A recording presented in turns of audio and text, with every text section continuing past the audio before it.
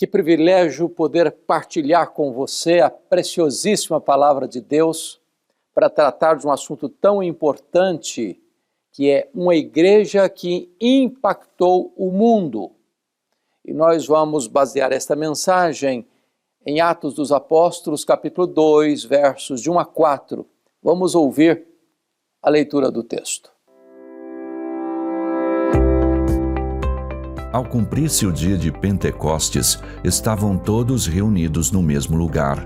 De repente, veio do céu um som, como de um vento impetuoso, e encheu toda a casa onde estavam assentados. E apareceram distribuídas entre eles línguas como de fogo, e pousou uma sobre cada um deles. Todos ficaram cheios do Espírito Santo e passaram a falar em outras línguas, segundo o Espírito lhes concedia que falassem. Jesus Cristo, antes de subir aos céus, depois que morreu e ressuscitou, disse aos seus discípulos: permanecei na cidade até que do alto sejais revestidos de poder. Antes de Jesus enviar a igreja ao mundo, ele enviou o Espírito Santo à igreja, e esta ordem não pode ser invertida. Talvez Jerusalém seria o último lugar do mundo que aqueles discípulos galileus gostariam de estar e permanecer. Mas o local do fracasso deles, da covardia deles, haveria de ser o palco da restauração deles e da instrumentalização deles nas mãos de Deus. Então, eles foram para o cenáculo. E diz a Bíblia que ali todos permaneceram unânimes em oração. E permaneceram assim até que a promessa do Pai fosse cumprida, o derramamento do Espírito Santo, o revestimento de poder. Então, era dia de domingo, quando o Espírito Santo foi derramado sobre eles. E a Bíblia diz que todos ficaram cheios do Espírito Santo e passaram a falar as grandezas de Deus. E as multidões reunidas em Jerusalém, porque era a festa das colheitas, a festa do Pentecostes, e as multidões começaram a pensar: o que quer isso dizer? Outros disseram: são galileus, com preconceito. Outros ainda zombaram, dizendo: estão embriagados. Nesse momento o apóstolo Pedro se levantou, cheio do Espírito Santo, e começou a dizer-lhes: não, eles não estão bêbados. São 9 horas da manhã. O que está acontecendo aqui é o cumprimento da promessa do Pai, que derramaria o seu Espírito. E esta promessa não é apenas para vós, é também para os vossos filhos, para aqueles que ainda estão longe, para quantos o Senhor nosso Deus chamar. E então Pedro prega um sermão cristocêntrico: a morte de Cristo, a ressurreição de Cristo, a ascensão de Cristo, o senhorio de Cristo. Enquanto Pedro prega, o coração dos ouvintes é tocado profundamente, é derretido pelo poder da palavra de Deus. E então as multidões apelaram para o pregador, em vez do pregador apelar para as multidões. E perguntaram: o que vamos fazer diante disto? E Pedro respondeu: arrependei-vos, e cada um de vós seja batizado em nome do Senhor Jesus Cristo para a remissão dos vossos pecados, e recebereis o dom do Espírito Santo. E esta promessa não é apenas para vós, é para os vossos filhos, para aqueles que ainda estão longe, para quantos o Senhor nosso Deus chamar. E houve naquele dia cerca de 3.000 conversões. E neste mesmo dia eles foram batizados e agregados à igreja de Deus. A igreja começa com 3.000 membros. E Atos 2, 42 a 47, retrata-nos o perfil, as marcas desta igreja que impactou o mundo. Em primeiro lugar, é uma igreja comprometida com a palavra de Deus. Permaneceram fiéis na doutrina dos apóstolos. Uma igreja jamais vai impactar o mundo se ela não estiver centralizado na palavra. Não é ação social, não é apenas atos de misericórdia, não é apenas celebração. É necessário que a igreja firme-se na palavra de Deus. Não há substitutos para a palavra de Deus. A igreja precisa pregar esta palavra no poder do Espírito Santo, porque quando a palavra de Deus é pregada no poder do Espírito Santo, os resultados vão aparecer.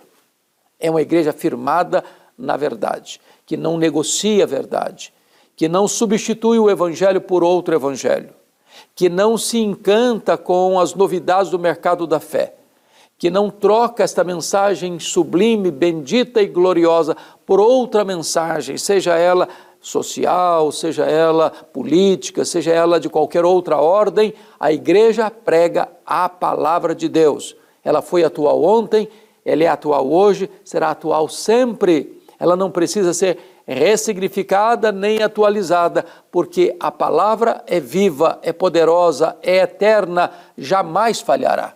Esta é a primeira marca de uma igreja que impacta o mundo, uma igreja centrada, centralizada na supremacia das Escrituras, que são inspiradas, infalíveis, suficientes, poderosas. Mas a segunda marca de uma igreja que impactou o mundo é uma vida de oração abundante. Esta igreja perseverava também nas orações.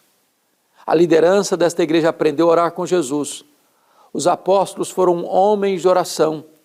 E a igreja que decorreu daí perseverava nas orações. No capítulo 3, Pedro e João estão indo ao templo para orar. No capítulo 4, a igreja está enfrentando uma terrível perseguição. E a igreja ora, a casa treme. Todos ficam cheios do Espírito Santo e começam a pregar com mais ousadia.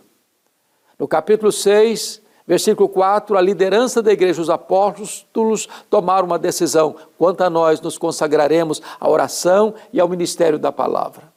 E a igreja vai avançando na oração. No capítulo 7, Estevão está orando. No capítulo 9, Paulo, convertido, agora está orando. No capítulo 10, Pedro está orando, Cornélio está orando. No capítulo 13, a igreja está orando quando começa a primeira viagem missionária. No capítulo 16, Paulo e Silas estão presos, mas estão orando. A igreja avança de joelhos. Se quisermos ser uma igreja que vai impactar o mundo, nós precisamos orar, porque o poder vem através da oração. Mas em terceiro lugar, esta igreja é uma igreja que adorava a Deus. Esta igreja está centrada não nela mesma, não numa pauta social, mas numa agenda vertical de adoração a Deus. Nós somos criados para adorar. Adorar é o propósito da nossa própria vida. Adorar é a principal missão da igreja. Missões só existem porque não existe adoração. Não é o homem que é o centro do universo, é Deus. Então nós fomos criados para o louvor da glória de Deus e o fim principal do homem é glorificar a Deus e exaltá-lo para sempre. Uma igreja que adora a Deus, prega a palavra, faz missões para que todas as nações venham a adorar o único Deus vivo e verdadeiro. Mas ainda uma outra marca desta igreja que impactou o mundo é uma igreja que tem comunhão, tinham tudo em comum. Reuniam-se no templo diariamente, de casa em casa, repartiam o pão com singeleza de coração. Se alguém tinha necessidade, essas necessidades eram supridas. Essa igreja estava junta. Não havia disputas, não havia querelas, não havia divisões, não havia contendas e brigas domésticas. Esta igreja impactou o mundo pelo seu exemplo de comunhão. Era uma igreja onde o amor reinava e o amor era o oxigênio dos relacionamentos. Se nós quisermos ser uma igreja que impacta o mundo, precisamos parar com as brigas domésticas, com os conflitos internos, levantando muros, brigando, gastando energia entre os próprios irmãos, entre as próprias igrejas conhecidas como evangélicas. Precisamos estar juntos na unidade do Espírito, anunciando o Evangelho, vivendo na verdade, proclamando de que este evangelho que impacta o mundo, primeiro transformou a nossa própria vida.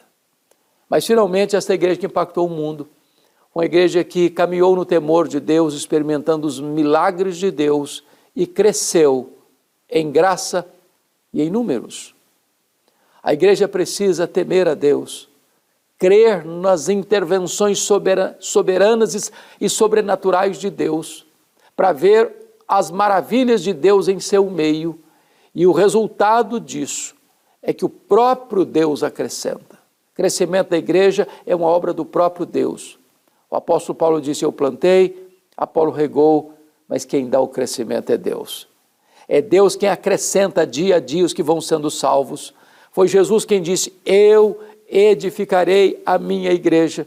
Nós precisamos ver uma igreja que cresça, cujos corações se derretem diante do poder da palavra de Deus, uma igreja que atrai as pessoas pela simpatia da sua vida, uma igreja que influencia o mundo pelo exemplo que tem, uma igreja que vê todos os dias novas pessoas chegando, famílias chegando, pessoas sendo salvas, restauradas e agregadas à igreja do Deus vivo. Eu creio no poder do Evangelho, e eu creio que uma igreja que vive o Evangelho certamente vai impactar o mundo. Eu quero orar com você, desejando ardentemente que você e eu sejamos parte desta igreja que vai impactar o mundo na nossa geração. Vamos orar. Deus, obrigado pela Tua palavra, pelo exemplo da igreja de Jerusalém, uma igreja que se espalhou, chegando a Antioquia, chegando a Éfeso, chegando a Roma, impactando o mundo. Bendito é o Teu nome. Ajuda-nos a sermos hoje esta igreja que há de também impactar o mundo. Em nome de Jesus. Amém.